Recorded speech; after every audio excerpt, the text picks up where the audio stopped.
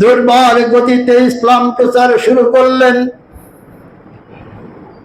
রাসূলুল্লাহ সাল্লাল্লাহু আলাইহি ওয়াসাল্লাম অষ্টম হিজরির শক্তি সংগ্রহ করে অষ্টম হিজরির 7ই রমজান মক্কা জয় করার জন্য 10,000 সৈন্য নিয়ে 10,000 সাহাবীকে নিয়ে মদিনা থেকে মক্কায় অভিমুখে যাত্রা করলেন। এই 10,000-এর ভিতরে 3-4 হাজার হলো আনসার আর মুহাজির। আনসার আর মুহাজির যারা ছিল, আনসার মুহাজিরদের ভিতরে যত সাহাবা ছিল কেউ বাকি ছিল না, সবাই এই মক্কার অভিযানে যোগদান করেছিলেন।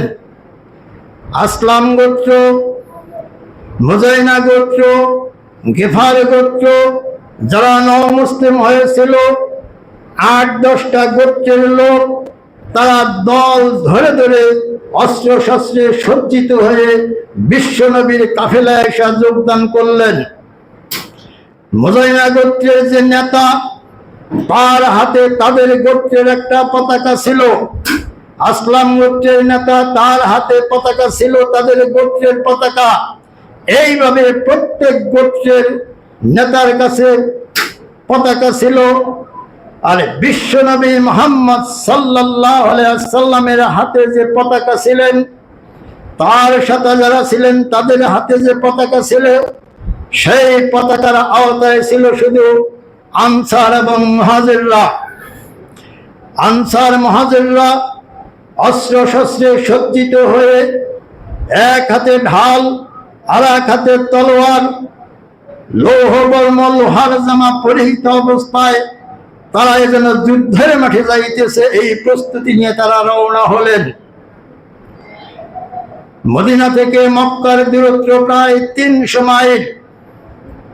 এই 300 মাইলের ভিতরে যখন 187 কিংবা 190 মাইল দূরে যখন গিয়েছেন, তখন নবীর চাচা ইবনে আব্বাস রাদিয়াল্লাহু আনহু সপরিবারে মক্কা থেকে মদিনার অভিমুখে রওনা হয়ে ওই পর্যন্ত এসেছেন।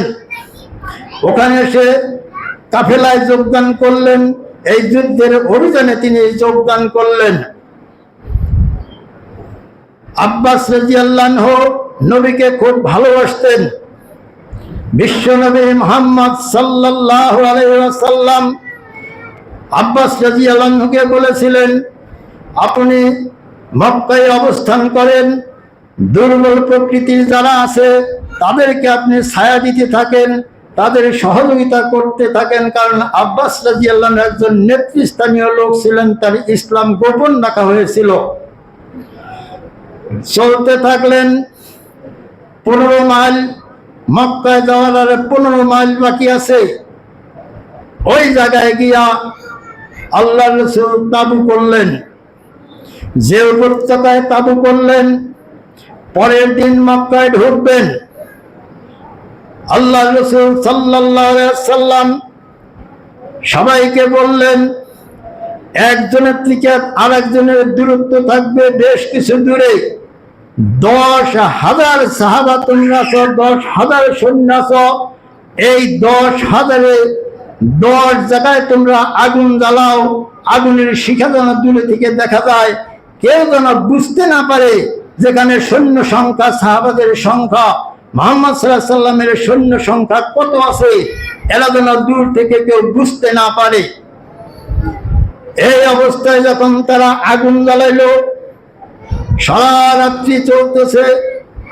খবর মক্কায় চলে গেছে যে মদিনা থেকে মুহাম্মদ সাল্লাল্লাহু আলাইহি ওয়াসাল্লাম অসংখ্য সৈন্য নিয়ে মক্কা আক্রমণ করবে। মক্কাবাসীরা আন্দাজ করতে পারল না যে আমরা এর মোকাবিলা করতে পারবো কি পারবো না। আবু সুফিয়ান দলের মুশরিকদের প্রধান নেতা, সবচেয়ে বড় নেতা, মুহাম্মদ সাল্লাল্লাহু আলাইহি ওয়াসাল্লাম কি পরিমাণ শক্তি নিয়ে এসেছে এটা জানার জন্য মুহাম্মদ সাল্লাল্লাহু আলাইহি ওয়াসাল্লামের সৈন্য সংখ্যা আন্দাজ করার জন্য আবু সুফিয়ান তার দুইজন শিষ্যকে সঙ্গে নিয়ে ওই তাঁবুর কাছে আসলেন। বুঝতেই পারলেন না, আন্দাজ করতে পারলেন না যে কি পরিমাণ সৈন্য এখানে আছে, কি পরিমাণ সৈন্য আছে এটা আন্দাজ করতে পারলেন না। ওই তাঁবু পাহারা দেওয়ার জন্য ওমর ফারুক রাদিয়াল্লাহু আনহুকে লিডার করে আরো বেশ কয়েকজনকে তাঁবুর প্রহরী নিযুক্ত করা হয়েছে।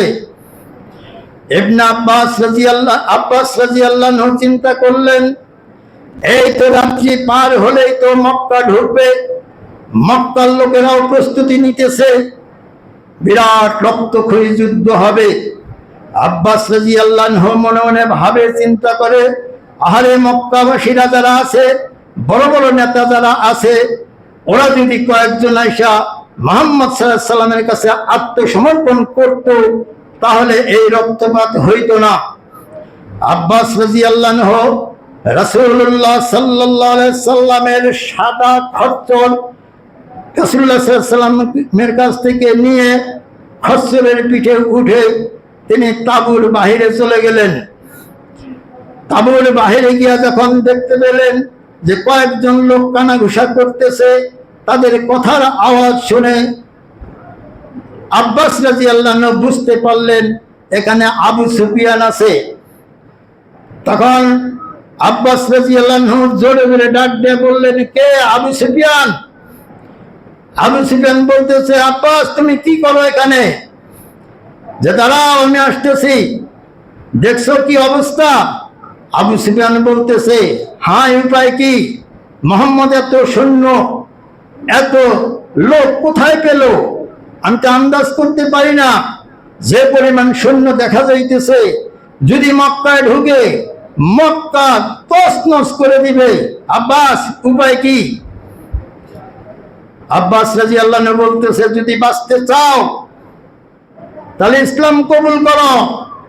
তোমার ইসলাম কবুল হবে কি হবে না আমি জানি না, আমি এতটুকু করতে পারি, তুমি আমার খচ্চরে পিঠে উঠো, আমি আমার ভাতিজার কাছে তোমাকে নিয়ে যাব। আবু সুফিয়ান চিন্তা করে দেখলো, যদি মক্কায় ফিরে যাই গোষ্ঠী সহ নিপাত করবে, আর যদি সেখানে গিয়ে একটা সমঝোতা করতে পারি তাহলে হয়তো আমরা বেঁচে যাব। আবু সুফিয়ান খচ্চরের পিঠে উঠল। খচ্চরটা নিয়ে আব্বাস রাদিয়াল্লাহু আনহু যখন নবী যেখানে অবস্থান করতেছে সেই দিকে যাইতেছে, নবীর খচ্চর দেখে সবাই চিনতে পারে, জায়গা ছেড়ে দিতেছে। আব্বাস রাদিয়াল্লাহু আনহু আবু সুফিয়ানকে নিয়ে সামনে অগ্রসর হইতেছে। ইতিমধ্যে হযরত ওমর ফারুক রাদিয়াল্লাহু আনহু দেখতে পাচ্ছে আব্বাসের পিছনে আবু সুফিয়ান। ওমর বিদ্যুৎ গতিতে এসে দাঁড়ায় গেছে, ওরে আল্লাহর দুশমন, তোকে আজকে পেয়েছি, এক্ষুনি তোর কাল্লাটা তোর দেহ থেকে বিচ্ছিন্ন করে দেব। আব্বাস রাদিয়াল্লাহু আনহু বলতেছে, রাসূলুল্লাহ সাল্লাল্লাহু আলাইহি সাল্লামের অনুমতি না নিয়ে এই তাঁবুর ভিতরে তুমি একটা হত্যাযজ্ঞ সৃষ্টি করবে কি হয়? ওমর বলতেছে, আমি এক্ষুনি অনুমতি নিয়ে আসতেছি। দ্রুত গতিতে রাসূলুল্লাহ সাল্লাল্লাহু আলাইহি সাল্লামের দিকে রওনা হলেন। আব্বাস রাদিয়াল্লাহু আনহু আবু সুফিয়ানকে খচ্চরের পিঠে রাখা অবস্থায় দ্রুত গতিতে গিয়া আল্লাহর রাসূলের কাছে উপস্থিত হইলেন। ওদিকে আব্বাস রাদিয়াল্লাহু আনহু গিয়া বললেন যে, হে নবী, এই তো আবু সুফিয়ান, সে এসেছে, তার সাথে আপনি পরামর্শ করুন, হয়তো ইসলাম কবুল করবে। ইতিমধ্যে ওমর গিয়া বলতেছে, হে নবী, আপনি অনুমতি দিলে আমি এখনই আল্লাহর দুশমনকে খতম করে দিব। আব্বাস রাদিয়াল্লাহু আনহু বললেন, হে নবী, আমি আবু সুফিয়ানকে আশ্রয় দিয়েছি। রাসূলুল্লাহ সাল্লাল্লাহু আলাইহি সাল্লাম বললেন, আমাদের কেউ যখন কোনো মুশরিক কাফের বেঈমান বেদিনকে আশ্রয় দিবে তাকে হত্যা করা চলবে না, এটা আন্তর্জাতিক আইনে নিষিদ্ধ আছে। ওমরকে বললেন, ওমর থামো, দেখা যাক কি হয়। আল্লাহর রাসূল আব্বাস রাদিয়াল্লাহু আনহুকে বললেন, চাচা, আপনি আবু সুফিয়ানকে আপনার কাছে রাখুন।